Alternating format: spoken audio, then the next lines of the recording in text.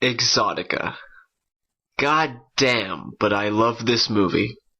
Along with Ararat, it's Adam Agoyan's greatest movie, and one of the best Canadian movies ever made. Exotica is a lush, intricate tale of 6 different people and what they mean to each other. Christina is one of the star dancers in a high-class Toronto nightclub. She dresses up as a schoolgirl and dances to the Leonard Cohen song Everybody Knows. Also working there is Eric, the DJ of the club, who introduces the dancers. The owner of the nightclub is Zoe, a lonely woman who gazes at her clients and her employees from behind a two-way mirror. Christina's top client is a man named Francis, who works as a tax auditor and visits her almost nightly. Francis has a deeply troubled and tragic past, and just like Christina, he seems to be a shell of what he once was. Francis always hires his niece, Tracy, to babysit for him while he's away, even though, as Tracy describes it, there is no baby to sit. Rounding off the main cast is Thomas, a shy, awkward homosexual who smuggles rare birds' eggs into Canada, but ends up getting audited by Francis.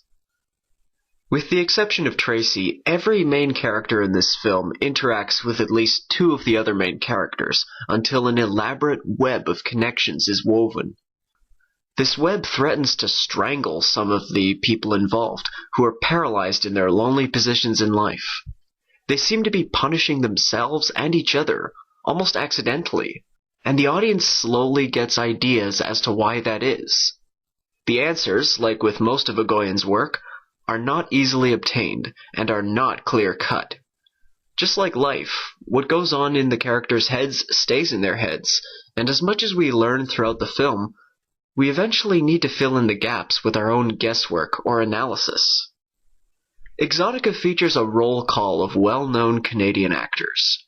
Bruce Greenwood, Don McKellar, Elias Koteas, Arsene Khanjin, Mia Kirshner, and Sarah Polley all give compelling performances. Each character gets their moment to shine, directed magnificently by Agoyan. Exotica is the kind of movie that lures you in with a hierarchy, but then slowly morphs that hierarchy into something else, so much deeper and more interesting. It's the kind of film that leaves you with the hair on your neck raised up, even as the credits begin to roll. But that's also due to the soundtrack. If Adam Agoyan is one of my favorite Canadian filmmakers, then his longtime collaborator Michael Dana is certainly my favorite Canadian film composer. Dana is a diverse musician whose resume contains such various soundtracks as Dr. Parnassus, Little Miss Sunshine, and Moneyball. But when working with Agoyan, and he almost always does, Dana's love for the Eastern culture really takes over, leading to some of the most haunting melodies I've ever heard in a movie soundtrack. The soundtrack to Exotica is one of his crowning achievements.